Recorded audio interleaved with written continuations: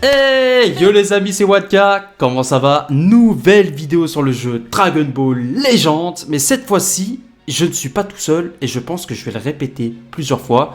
Cette solution qui peut apporter des choses à la communauté, c'est vraiment les prendre, je dirais pas comme une interview, mais plus juste répondre à leurs questions et plutôt qu'ils aillent chercher directement sur internet ou sur YouTube comment farmer ci, comment voir ça, comment devenir plus fort. Je les prends avec moi en vocal et je réponds tout simplement à leurs questions en leur donnant avec mes connaissances, vraiment mes propres connaissances, parce que non plus, je ne suis pas non plus un expert dans tous les domaines du jeu, mais j'ai pas mal d'expérience sur le jeu, donc je pense être capable de pouvoir répondre à certaines questions et au pire des cas, donner les solutions. Si moi je ne les ai pas, je peux donner des solutions. D'aller voir ci, voir ça, regarder telle personne, nanana.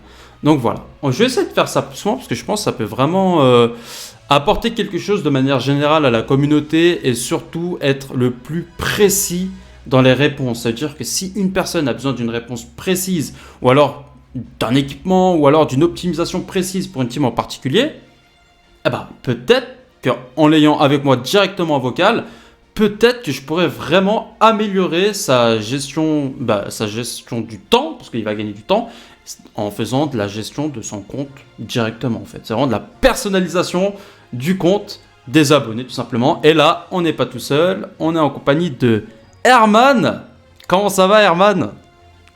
Ça va très bien et toi?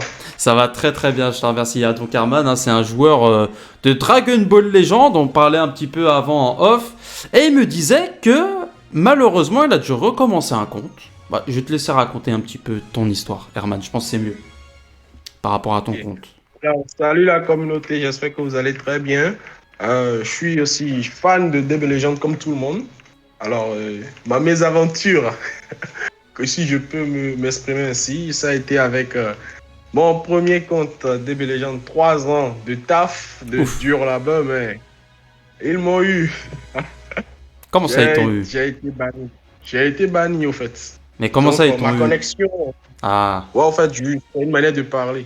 Donc, j'ai eu des soucis avec la connexion qui lambinait, ce qui a fait que j'ai été recalé dans les rangs. Donc, je me suis fait bannir du compte. Donc, avec certaines explications, donc j'ai compris, j'étais obligé de renouveler un second compte. Donc, j'ai repris tout le travail de zéro.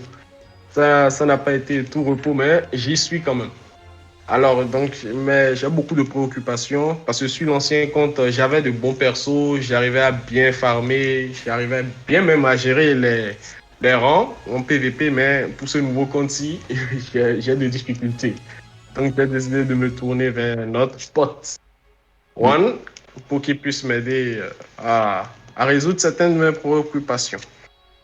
alors je vais faire vraiment le mieux que je peux, vraiment le max. Tout ce que je peux t'apporter, j'espère que ça te sera bénéfique. Mais tu disais que tu avais quand même des problèmes de connexion. C'est par rapport à quoi? Oui. C'est par rapport à ta géolocalisation? Et ça, c'est la géolocalisation. Ça, c'est même dans le pays. Mais par Parce que rapport à ça, t'habites où? Je t'ai même pas demandé en fait. Tu es situé où? ah oui, je suis en Afrique. T'es où? Dans quel pays?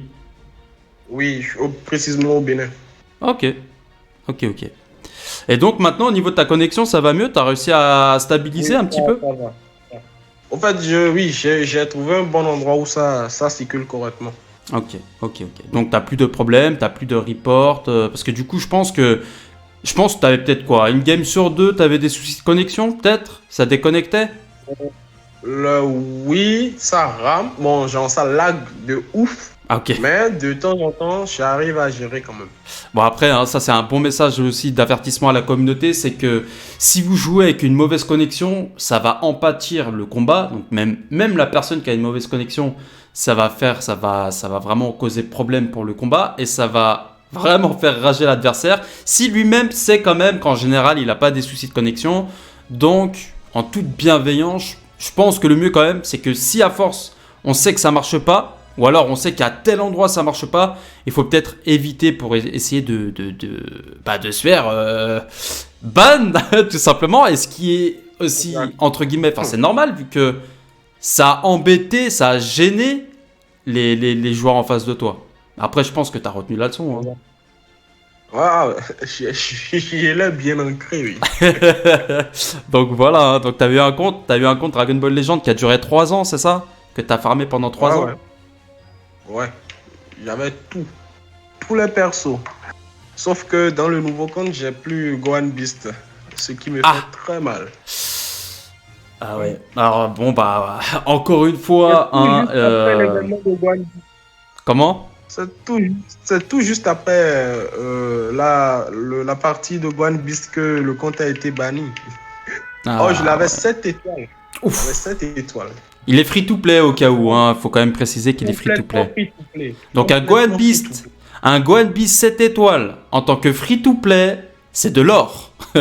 C'est de l'or. C'est de l'or. Bah oui, parce que ça, c'est en fait, et on le ressent de plus en plus parce que Gohan Beast, malgré qu'il soit plus boosté PVP, il est toujours aussi Ah, impactant. Pourquoi? Parce qu'il a une c'est mal. mécanique, excuse-moi, il a une mécanique qui est juste encore trop pétée. C'est l'anti-cover qu'il a pendant 15 secondes dès le début du combat. Une récupération de TP qu'il a facilement grâce à une carte verte lorsque la jauge unique elle est pleine. La jauge unique elle se remplit juste parce qu'il fait du spam avec les cartes d'art et vu qu'il a l'anti-cover ça revient. Il est interminablement... il s'arrête jamais ce personnage. Donc il a forcément de l'avenir car même encore aujourd'hui, il casse les...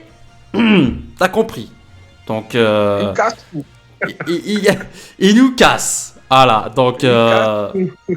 le meilleur investissement que tu peux avoir sur ton jeu Dragon Ball Legends si tu fais du PVP et que tu as besoin d'aller le plus haut possible pour récupérer un maximum de récompenses, Gohan Beast. Ah, clairement, Gohan Beast. Tu peux l'entourer de tous les alliés que tu veux, tu laisses en leader. T'as Gohan Beast, tu peux faire une performance suffisante pour t'assurer au moins les 1000 CC. Exactement.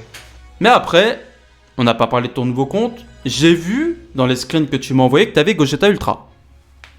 Ah, je l'ai eu assez difficilement. Je l'ai farmé à près de 15 000 cristaux, je crois. 15 000.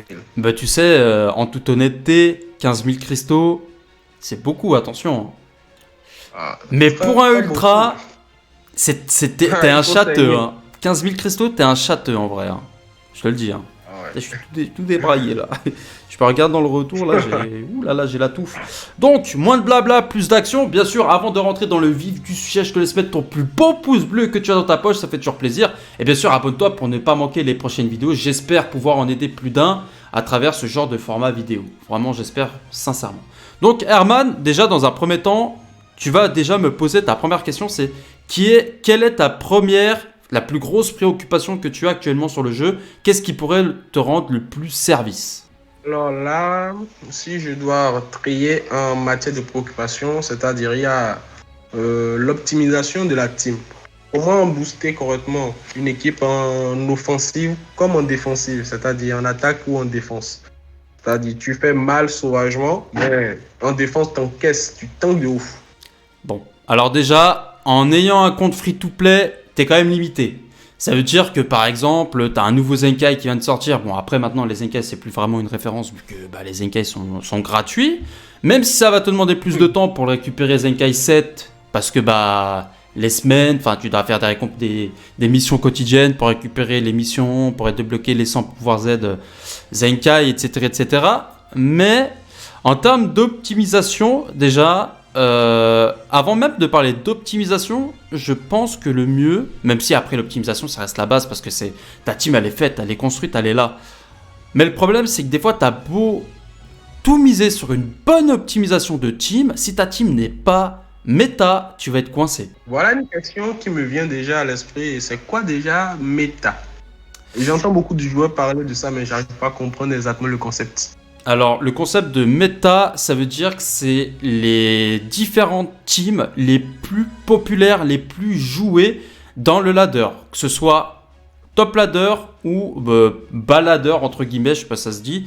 Mais en fait, si tu veux, c'est le pourcentage de teams que tu vas le plus rencontrer dans la méta. Donc ça veut dire, à un moment donné, tu avais, durant une saison PVP, à cause de l'arrivée, par exemple, du tag divin, une quantité astronomique de teams mono-violette, mono-purple.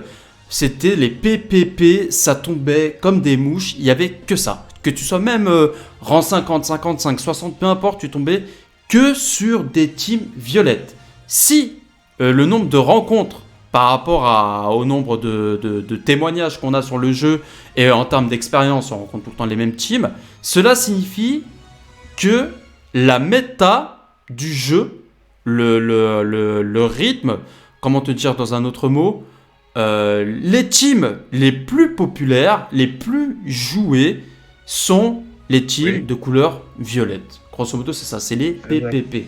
Ça, c'est team méta. Mais là encore, PPP, on n'est même pas dans un aspect technique, parce que tu as les aspects techniques qui peuvent être pris en compte dans la méta.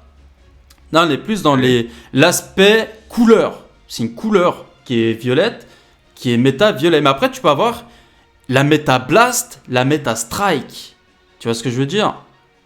Ok, oui, je comprends. Et en fait, la méta strike, la méta blast, c'est le personnage qui vient d'arriver, il est 2 strikes, il va rajouter 2 strikes dans le deck. Donc le fait de rajouter 2 strikes dans le deck, ça va te rajouter plus de facilité à jouer des strikes lors du combat. Si lui-même, il a 2 strikes dans son deck, en plus il passe à travers les blasts, ses alliés rajoutent principalement des cartes strike dans le deck, c'est-à-dire que, je vais prendre comme exemple le Goku SCJ4 que j'ai là devant nous. Lui, il rajoute une carte strike, une carte blast, mais il est quand même physique.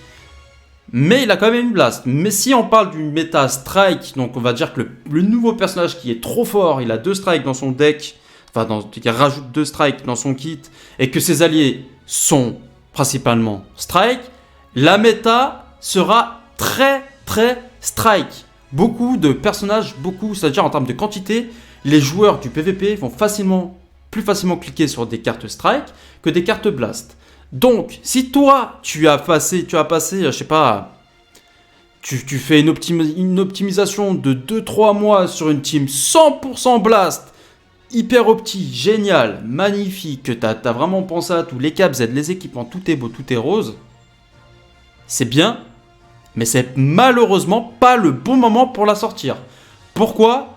Parce que surtout, et c'est ce qui est souvent le cas dans les personnages strike, ils passent à travers les blasts.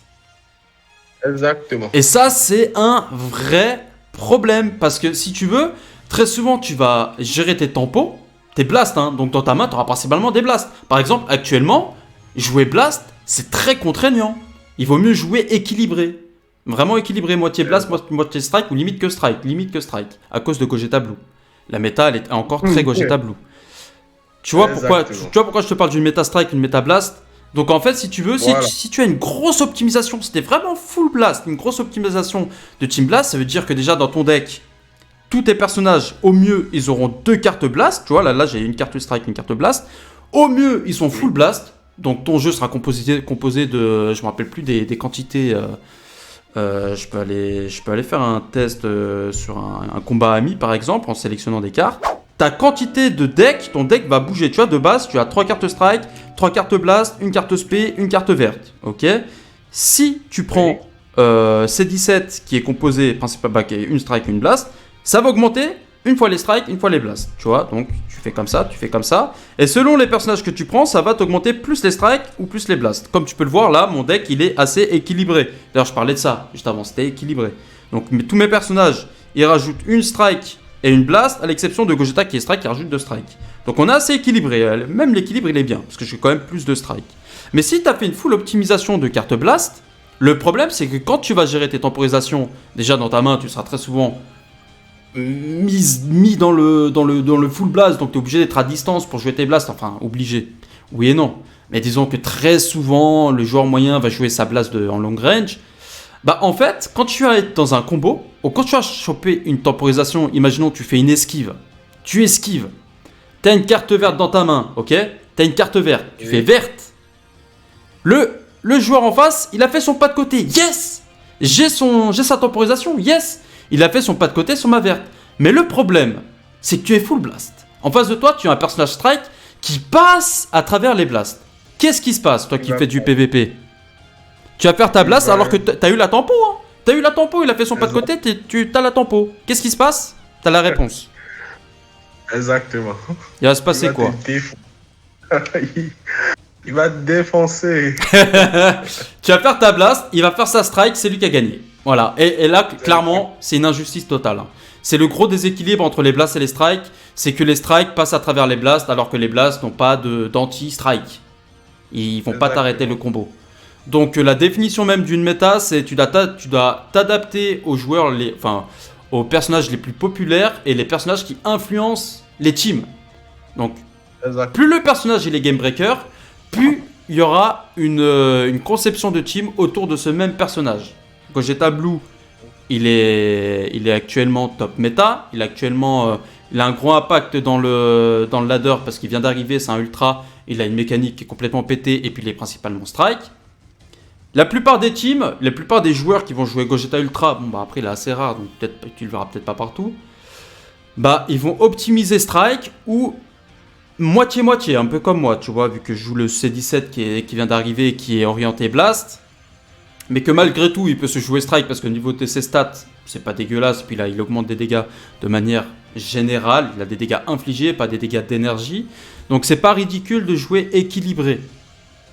Mais, vu que Gogeta Blue, il est principalement strike, ses alliés vont être principalement strike. Sachant que elle-même, la méta, n'est pas à son avantage d'être blast. Parce que le nombre de fois, moi et toutes les personnes se retrouver, excuse-moi de le dire, mais dans la merde, à se retrouver face à un Gogeta Blue, fin de game, en full blast, jauge pleine de son côté, tu fais quoi en fait là? Qu'est-ce que tu fais? Bah, t'es dans la merde, tu fais quoi? Il a la jauge pleine, t'es en 1v1, t'as que des blasts, il te touche une fois, t'es mort. Tu fais quoi? T'es mort. Bah t'es mort. Donc là, on n'est pas du tout dans une méta blast. Clairement, on n'est pas du tout dans une méta blast. Donc si t'es une team full blast, t'es dans la merde. Clairement, t'es dans la merde. Et une bonne optimisation d'une team blast, c'est d'avoir un maximum de cartes blast pour faire un maximum de dégâts et que le combat aille le plus vite possible, tu vois. Puis de récupérer plus rapidement possible les Dragon Ball, etc., etc. Si tu joues blast, c'est ça. Mais là, actuellement, ce n'est vraiment pas une méta pour jouer full blast. Voilà, donc ça c'est... J'espère déjà avoir répondu à ta question par rapport à ce que c'est une méta. Exactement, merci beaucoup. Ça fait beaucoup d'explications. Là, je comprends beaucoup plus en profondeur. Voilà, bah tant mieux, ça me fait plaisir si ça peut te rendre service.